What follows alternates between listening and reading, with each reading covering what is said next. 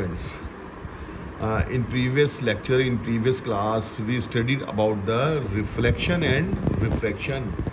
Now today we will start new chapter, the human eye and the colorful world. Very interesting chapter. So first of all, we will start about the human eye. What is eye? है ना? The human eye क्या है बेटा? The human eye is one of the most valuable and sensitive sense organs. और क्या करते हैं? It enables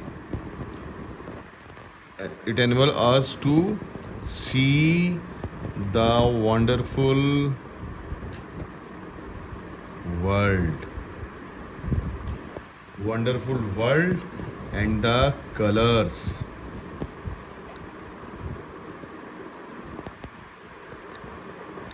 around us.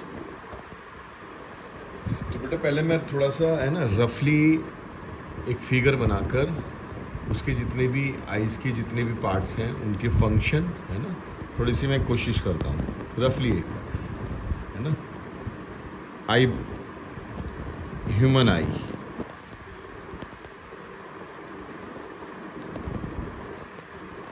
देखो बड़ा इंटरेस्ट आएगा थोड़ी सी मैं कोशिश कर रहा हूँ आँख बनाने की ये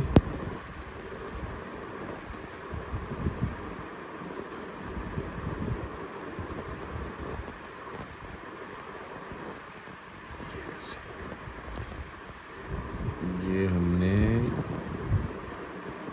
ये ऐसे किया डबल ये मैंने ऐसे कर दिया ऐसे फिर ये ठीक है ना तो सबसे पहले ये हो गया आई लेंस और ये सीलियरी मसल्स ऐसे करके तो बेटा सबसे पहले फर्स्ट पार्ट है cornea is the very first part यहाँ पर मैं लिखता हूँ ट्रांसपेरेंट ये कॉर्निया है ठीक है और ये प्यूपिल है और ये सीलियरी मसल्स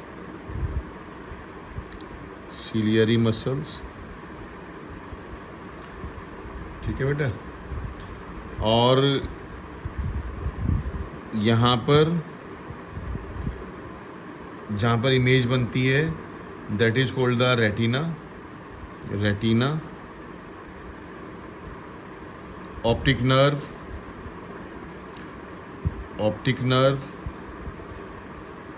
ब्लाइंड स्पॉट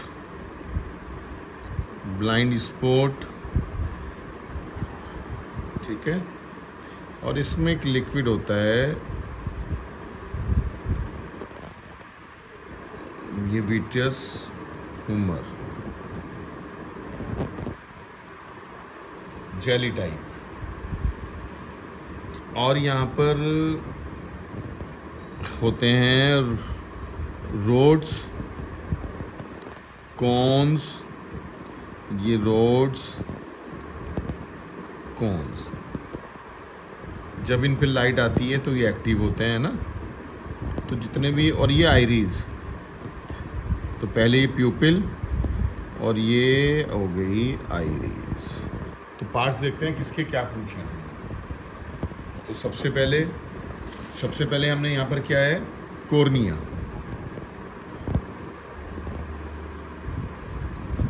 क्या बेटा cornea it is the very first part of eye through which light enters into the eye. और हमने सुना है कि किसी ने कहा कि भाई मैंने आई डोनेट कर दी, तो वो जो डोनेट जो पार्ट कौन सा है, वो है कॉर्निया, है ना. ठीक है. It is very first part of the eye through which the light enters into the eye. और ये भी मैं कह सकता हूँ the transparent spherical membrane covering the front of the eye. Number second देखते हैं iris. What is the function of the iris. ये आइरीज है. तो आइरीज क्या करती है, तो कहाँ पर है, द कलर्ड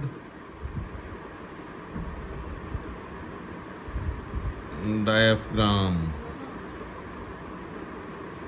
बिटवीन द, कहाँ पर है, बिटवीन द कॉर्निया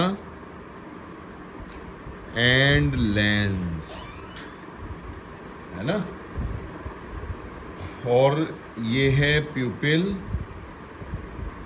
इनका फंक्शन क्या है, फंक्शन ये है, इट कंट्रोल्स द, अगर मैं लिखूं इनका, it controls the amount of light enters into the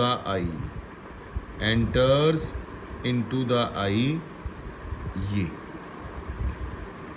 ठीक है बेटा.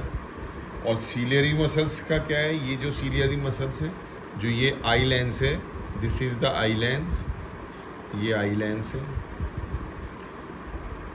तो आई लेंस को किसने पकड़ा हुआ है, ये सीलियरी मसल्स. ये क्या काम करती हैं, इनका फंक्शन भी देखते हैं.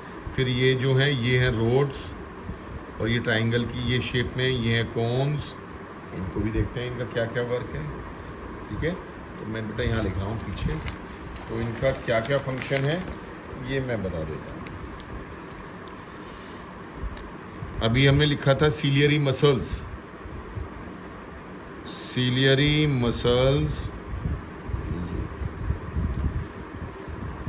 तो it adjust the focal length of eye lens.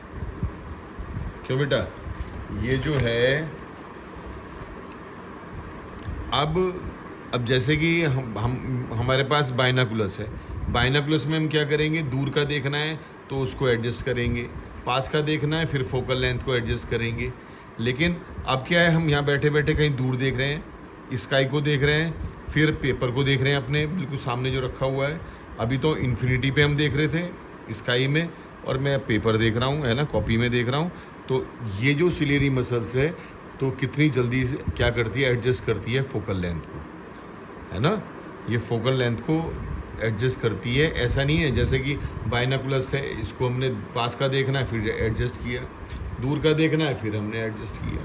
तो ये सेल्फ एडजस्टमेंट कर लेती है सिलियरी मसल्स, पास का, है ना. तो ये इसका फंक्शन है. और क्या होता है, जैसे जैसे एज बढ़ती है, 40+ हो जाती है, सिलियरी मसल्स क्या हो जाती हैं, लूज़ पड़ जाती हैं. जैसे कोई इलास्टिक है, उसको मैं बार बार उसको खींचता रहूँ तो क्या हो जाएगी, लूज़ हो जाएगी वो, फिर प्रॉपर अपनी पोजीशन में वापस नहीं जाएगी. ऐसे ही ये है सिलियरी मसल्स. जैसे 40+ एज हो जाती है हमारी, तो ये क्या करता है, जल्दी से एडजस्ट नहीं कर पाता. फिर हमें सबसे पहली प्रॉब्लम आएगी हमारी पास की नज़र की जो है ना, वो देखने के लिए. अभी मैं देख रहा हूँ स्काई की तरफ और फिर मैं कॉपी में देखने लगूँ तो जल्दी से मुझे वर्ड दिखाई नहीं देंगे अगर सिलियरी मसल्स वीक हो जाएं. तो थोड़ी देर मैं कॉपी में देखूँगा तब मुझे दिखाई देंगे. अब देखते हैं इनके फंक्शन क्या है, इन दोनों के, रोड्स एंड कोन्स की.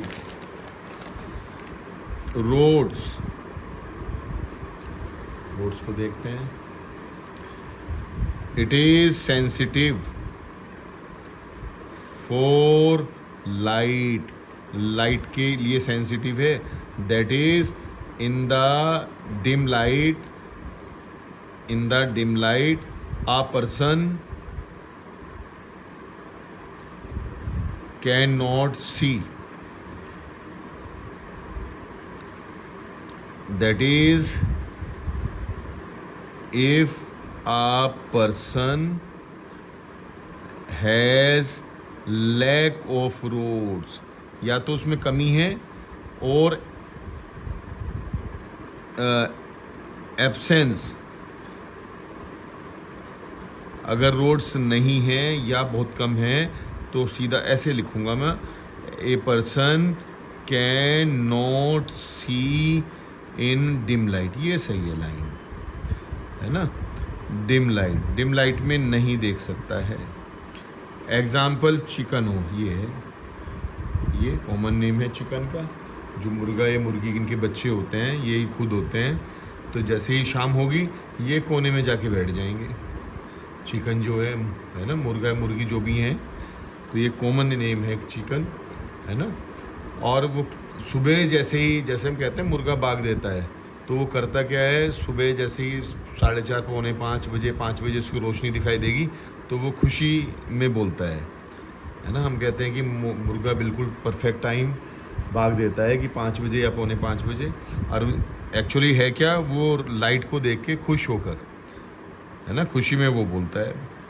तो एक बार एक प्रैक्टिकल किया था, एक एक्सपेरिमेंट किया था कि रात को 3:30 बजे बाहर ऐसी रोशनी कर दी थी जैसे सूरज की होती है, और वो मुर्गा बैठा हुआ था और वो फिर बोलने लगा 3:30 बजे। तो फिर बिल्कुल क्लियर हो गया कि ये क्या है, ये बाघ ऐसे नहीं है कि ये क्या करता है, ये लाइट को देखकर खुश होके बोलता है ना। अब दूसरा क्या है बेटा, ये तो हो गया रोड्स। अब दूसरा था कॉन्स। अब क्या है, in the absence of cons और लैक ऑफ कॉन्स, इनकी कमी होती है, तो देन a person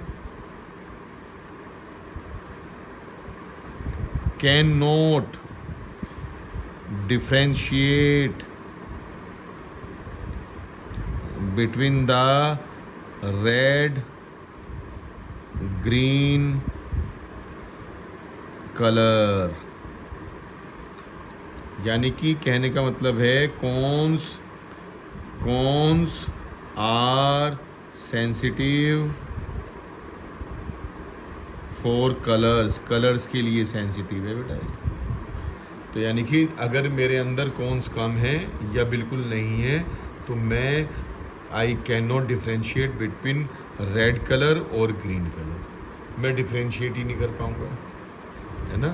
तो जब कोई ट्रैफिक पुलिस की जॉब करता है तो क्या करते हैं, उसकी आई साइड इसलिए तो चेक करते हैं, तो this is known as the colour blindness, इसको बोलते भी हैं दिस इज नॉन एज